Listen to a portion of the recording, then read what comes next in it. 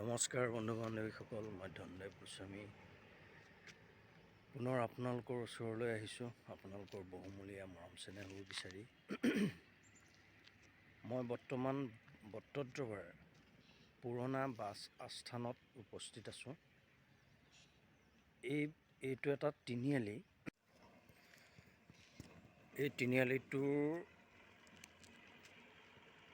পৰা তিনিআলিটো নগাঁও টাউনৰ পৰা সেই ৰাস্তাটোৰেৰে ভটিয়াই এইফালেদি আকৌ বৰদোৱা থানলৈ বুলি গৈছে, আৰু এইফালেদি এনেকৈ চিধা এইটো ঢেঙলৈ বুলি গৈছে। ইয়াতে উপস্থিত হৈ মই আজি আপোনালোকক গুৰুজনাৰ তেখেতৰ জীৱনলীলাৰ কিছু কথা উল্লেখ কৰিব বিচাৰিছোঁ।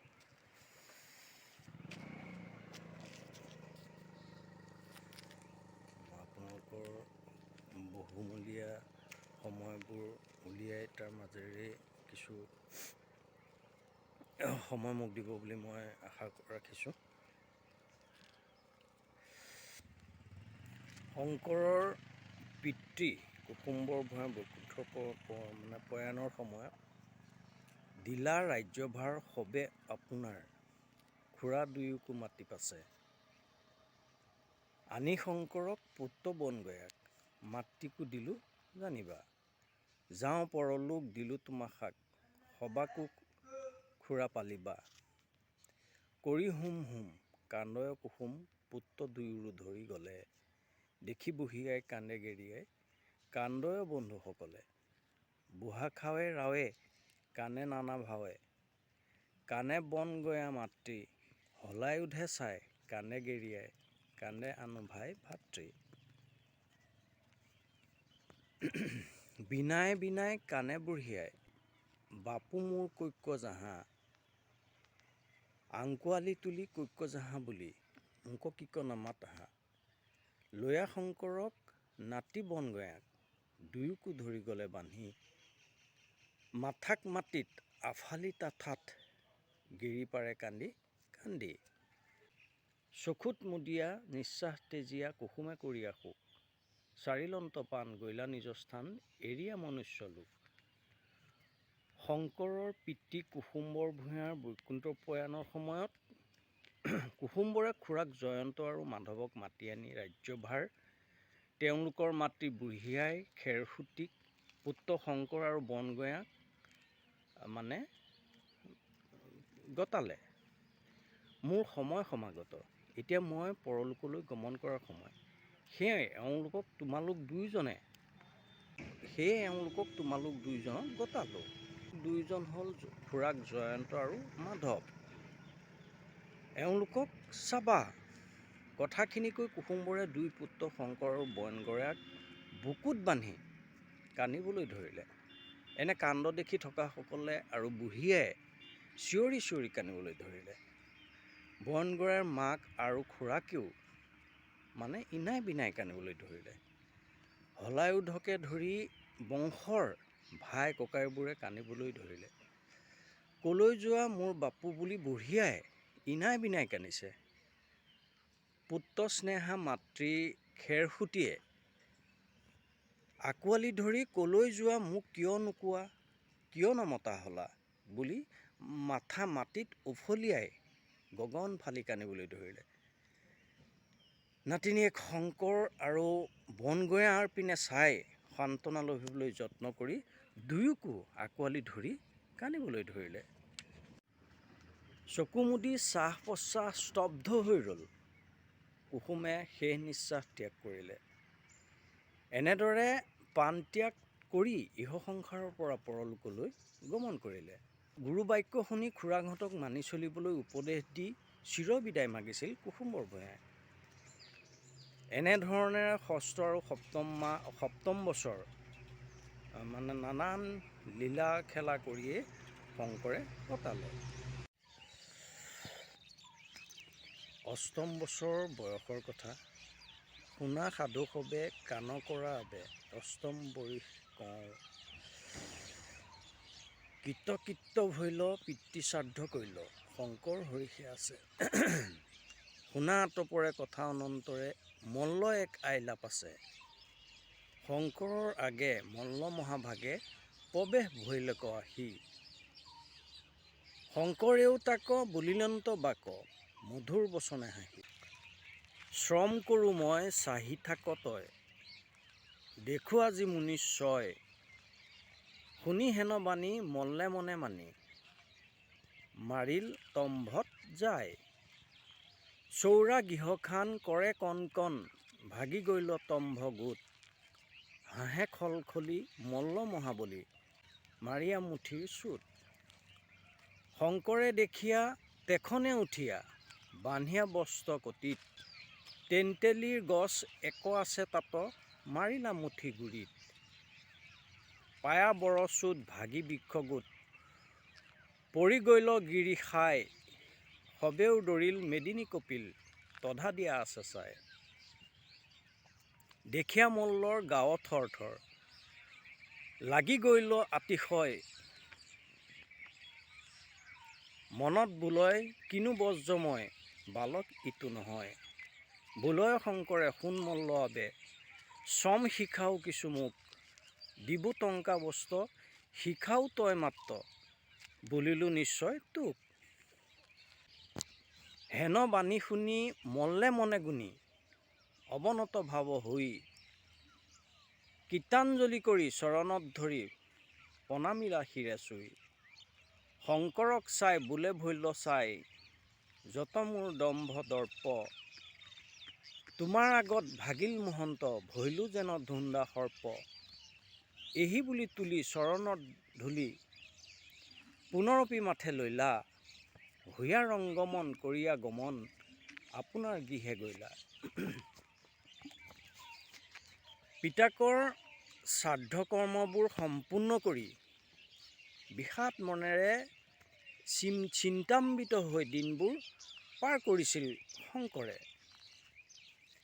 তেনেতে এদিনাখন এটা মাল আহি শংকৰৰ আগত উপস্থিত হোৱাত শংকৰে তাক প্ৰস্তুত হ'বলৈ ক'লে।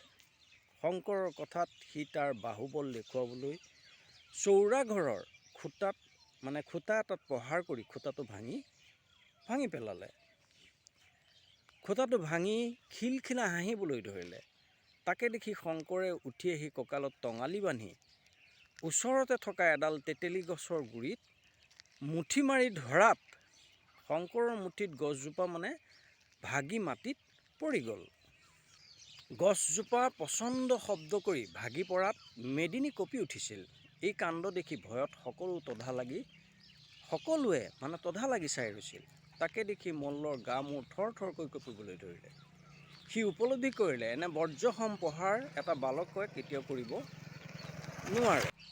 শংকৰে মল্ল যোদ্ধাজনক ক'বলৈ ধৰিলে, শুনা মল্ল মহাবলী, তোমাক ধন টকা যি বস্তু লাগে সকলো দিম, তুমি কৰা মল্লৰ শিক্ষা দিয়া। শংকৰৰ কথা শুনি পৰাজয় স্বীকাৰ কৰি মল্ল যোদ্ধাজনে তলমূৰ কৰি ৰ'ল। আৰু এওঁ কোনো মনুষ্য নহয়, ঈশ্বৰৰ মহিমা বুজিব পাৰি শংকৰৰ শৰণাপন্ন হয়। শংকৰৰ চৰণত ধৰি প্ৰণাম কৰিবলৈ ধৰিলে আৰু ক'বলৈ ধৰিলে, মোৰ যত দম্ভ দৰ্প আছিল সকলো ছাই হৈ গ'ল, মই এটা ধোঁৰা সাপৰ দৰে হ'লোঁ। এই বুলি পুনৰ শংকৰৰ চৰণৰ ধূলি মাথাত ল'লে আৰু সন্তোষ মনেৰে নিজৰ ঘৰলৈ বুলি যাবলৈ ধৰিলে। বিদ্যাধৰ গন্ধৰ্বৰ মুখ, আলি পুখুৰীৰ লোক নিৰন্তৰ, শুনা যেন তত্য কৈল। মৎস্যক মাৰিবে আলোচিয়া সবে, একদিনা যেবে গৈল। তহিতে শংকৰ সংগে বালকৰ, গৈলা আনন্দিত কৰি। বিলৰ বামত দলৰ মধ্যত, দেখে মৃগ আছে চৰি। মনে মনে তাক লোকে ধৰি বাক, চতুৰ্ভীতি বেৰিলন্ত। মৃগে মুণ্ড তুলি ধৰে মোক বুলি, লৰ বেগে দিলন্ত। খেদয় পশুক কৰি ওক মোক, নপাৱে কেহু লাগ। শংকৰে দেখিয়া তাক খেদি নিয়া, ভেটিলেন্ত গৈয়া আগ। ধৰিয়া গলত যেহেন পলত, মৎস্যক কৰিলা বন্দী। ধৰিলা হেৰাই শংকৰ গোসাঁই, পলাই বাক নাহি সন্ধি। চাপিলন্ত লোক কৰি জোকা জোক ডেকাগিৰি বুলি বুলি কৰে লোকে ৰোল বেৰি চাৰি কুল নাচে সবে হাত তুলি হেনমতে আছে কটুবেলি পাছে মৃগ গোট এৰিলন্ত দেখি আছে চাই পশু পলাই যায় মৰিল পৰি বনত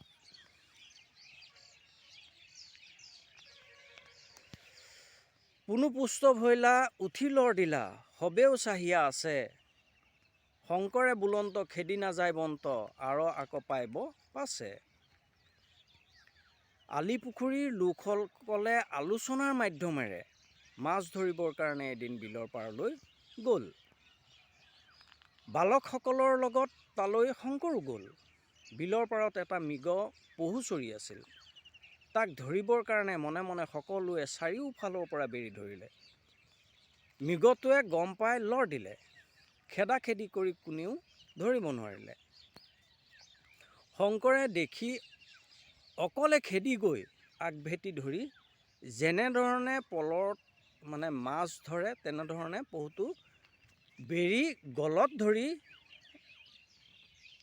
গলত হেঁচা মাৰি ধৰিলে শংকৰে হেঁচি ধৰাত সি পলাই যাবলৈ কোনো সন্ধি নেপালে কথাটো ইকান সিকানকৈ সকলোৱে শুনাত জাকে জাকে মানুহবোৰ আহি শংকৰক ডেকাগিৰি বুলি সম্বোধন কৰি চাৰিওফালৰ পৰা হাত চাপৰি বজাবলৈ ধৰিলে তেনেদৰে থাকি কিছু সময়ৰ পাছত মৃগ পহুটো এৰি দিলে সি দৌৰি গৈ বনত সোমাই মৰি থাকিল পুনৰ সুস্থ হৈ উঠি দৌৰ মাৰিলে শংকৰে তাক খেদি যাবলৈ হাক দিলে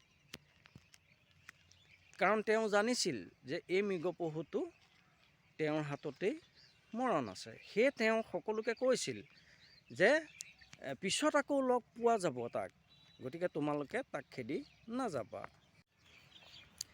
এই মৃগ পহুটোনো কোন তাক অকণমান জানিবলৈ চেষ্টা কৰোঁ আহকচোন আবে বিদ্যাধৰ নিন্দকিতৰ নাই নাই তাক অসম নাচি বাগি গৈ একদিনা যায় পাইলন্ত ঋষি আশ্ৰম মুনি বিশ্বামিত্ৰ পৰম পবিত্ৰ ঋষিৰ মধ্য গগনী যেনে অপেশ্বৰী সমে ক্ৰিয়া কৰা দেৱৰ কন্যা পদ্মিনী তাংক বিদ্যাধৰে দেখিয়া সত্তৰে কৰিলন্ত উপহাস বোলে মুনিৰাজ গৰহিত কাজ কৰি গৈল সৰ্বনাশ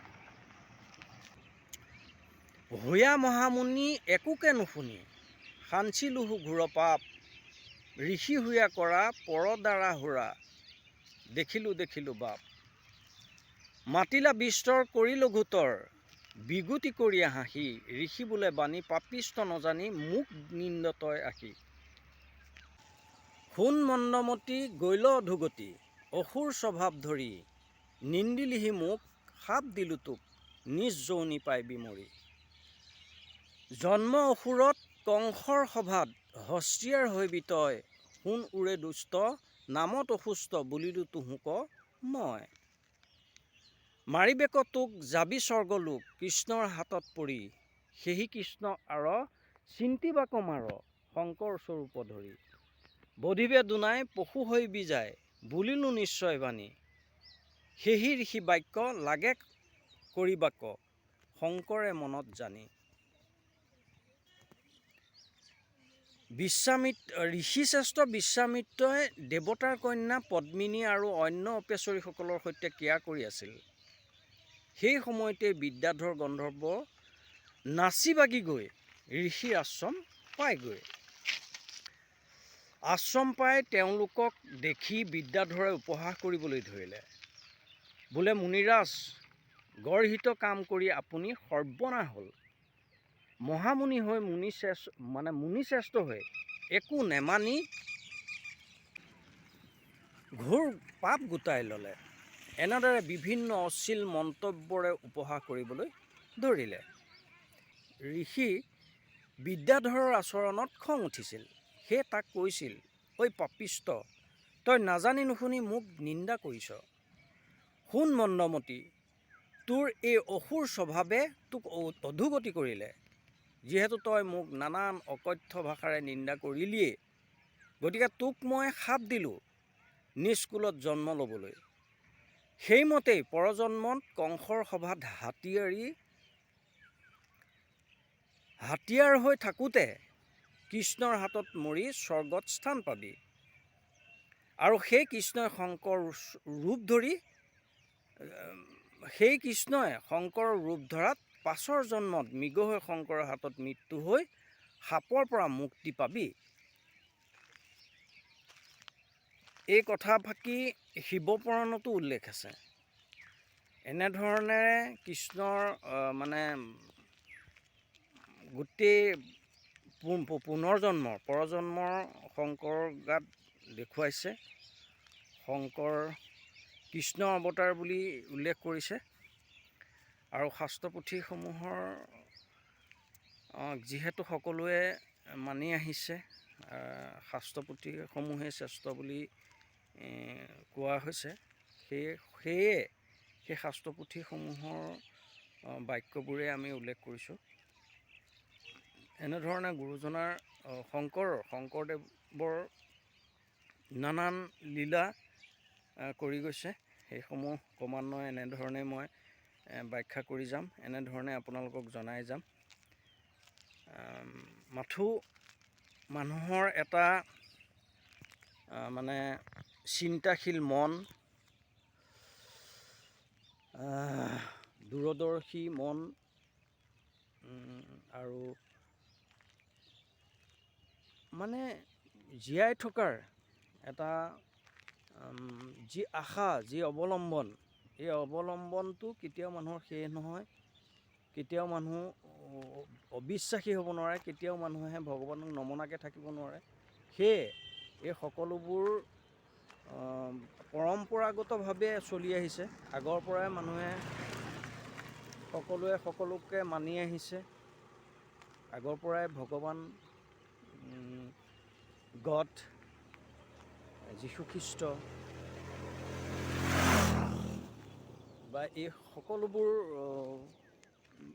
লৈহে যিটো এটমিক পাৱাৰ, ঐশ্বৰিক শক্তি, এই শক্তিটোক শ্ৰদ্ধা কৰি সন্মান জনাই পৃথিৱীখন চলি আছে।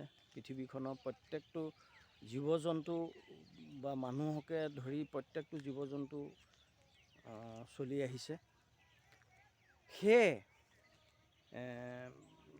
সেই শক্তিটোক, সেই ভগৱানক শ্ৰদ্ধা জনাই সেই শক্তিৰ কিছু ব্যাখ্যা কৰি গৈছোঁ, ব্যাখ্যা কৰি যাম বুলি আশাবাদী। যিহেতু নলমৰি গজালি গজে, এটা চাম শেষ হোৱাৰ পিছত এটা চাম উঠি আহে। গতিকে সেইসকলে যাতে মোৰ এই ভিডিঅ'টোৰ থ্ৰুৱেদি, মোৰ এই ভিডিঅ'টোৰ জৰিয়তে তেখেতসকলে গুৰুজনাক উপলব্ধি কৰিব পাৰে, শংকৰক উপলব্ধি কৰিব জানিব পাৰে, সেই আশাৰে মই এই ভিডিঅ'টো এই ভিডিঅ' প্ৰচেষ্টাৰে সকলোকে জনাবলৈ চেষ্টা কৰিছোঁ। ধন্যবাদ। আকৌ লগ পাম, আকৌ আপোনালোকক সকলোখিনি জনাবলৈ সুবিধা পাম বুলি মই আশাবাদী। নমস্কাৰ।